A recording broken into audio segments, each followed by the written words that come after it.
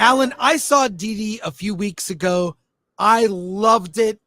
It's a great coming of age movie. It's a movie about a kid, a young kid, but it's not for kids.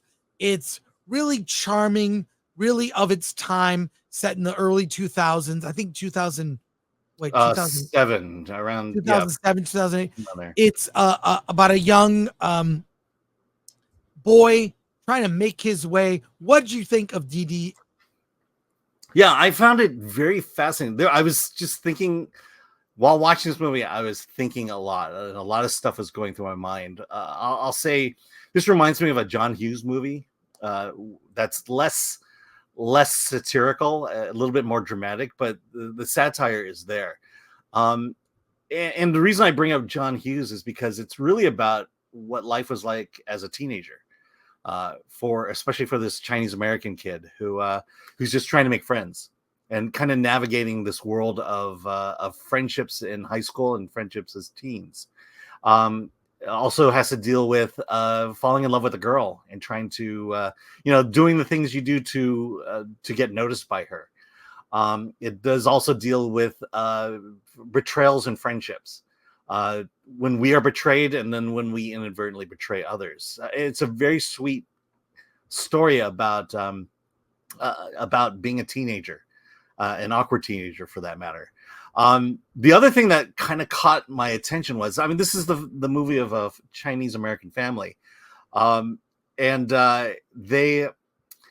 see, I go, where was I at this point in my life? And I realized I wasn't at this point in my life. I was probably 2 generations past it because, this family just came to America. Didi was born in America, but his mother is very much an immigrant, which is basically my mom's story. And this is almost, it's weird, but this almost would be if the stories are similar to if my mom was growing up versus me. In terms of trying to navigate both cultures, it was just kind of funny because it's about Chinese Americans. I'm Chinese Americans, but I'm having a little bit of trouble relating to it only because I've been in America a lot longer than this family had, and so there was a dynamic there, a social dynamic that I found interesting. Found myself wrestling with a lot. And that's a much bigger story and a bigger discussion. But overall, I think this is just a very sweet, a very cute film in the vein of John Hughes. And, if you have teens, that are very open to stories like this, I would definitely, tell you to go see it. Take your teens to see it. It will resonate with them. Definitely. Well, look, I thought it was fantastic. Joan Chen is amazing as his mom. Yeah. Really fantastic. There's that Chinese... By the way, the grandmother in the movie is played by the grandmother of the director. Mm-hmm. So she's a non-actor, and the grandma is awesome. She's really good in it. And that's the thing that I resonated with most was the idea. So it's basically Joan Chen is the mother of Didi and his sister, and they are kind of bratish throughout the whole film. Yeah. And the grandmother, rather than blame the kid's behavior, she blames the mother for being a bad mother. And that's what this is kind of the focal point of the movie. This idea of this poor mother who is getting hit from all sides. And weirdly, as much as this is Didi's story, it's really the story of the mother who's just trying to raise the family as best as she can. But it's the best of a movie about a certain stage of life, awkward, teens. He's like 14, 15 years old, going to high school. He likes a girl. They're chatting on Facebook, but they have dirty minds. They talk about sex a lot, but of course, sex isn't happening because they're too young. And it's real. That's what makes this movie so great. It's real. Yeah. It's not like I talk about this a lot. When you see a movie and people act like people in a movie, they don't act like real people. What this movie does is this is how real kids act. This is how real kids act at this stage of life.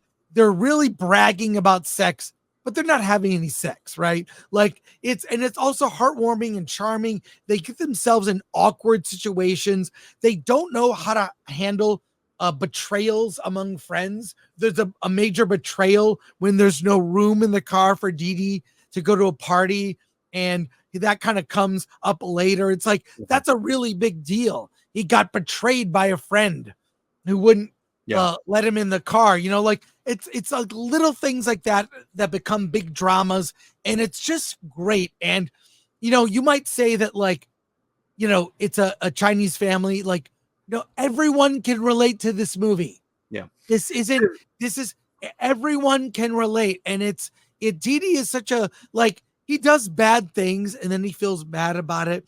He's mischievous with his sister. Like, there's a thing. He pees in his sister in this bottle of his skin sister, lotion. Her skin lotion. Like Didi's not an angel. He's not an angel, but he's a kid, and I really love this film. Yeah. So. Also, you know, I'll say this just in pride for my people. Chinese Americans have been making some really great movies, and when it comes to the racial component, we take the advice of Morgan Freeman. Don't talk about it. There is a racial element, but it's more a cultural element than it is anything. It's just the fact that he comes from a different culture than everyone else, and that's and that plays into it. Yeah, it's not a big part of the movie. It's just he has a grandma, mom. They speak Chinese sometimes. Yeah, and it's a very Chinese family dynamic going on here. You know, so but it's not calling out white people and white people oppression. It's just a movie about a Chinese family. Yeah, I want to see. Look, I saw this movie before you. I remember telling you have to see it. It's just so sweet. At the end of the day, it's sweet. And you're right. The John Hughes analogy is very good. So I want to see. I can't wait to see what else this filmmaker does. Yeah. I'm very excited to see where he goes next, because this movie is obviously very personal and just hit the mark on every level. One of my favorites of the year. Alan, obviously you recommend it. Yeah, absolutely. Yeah, go see this film.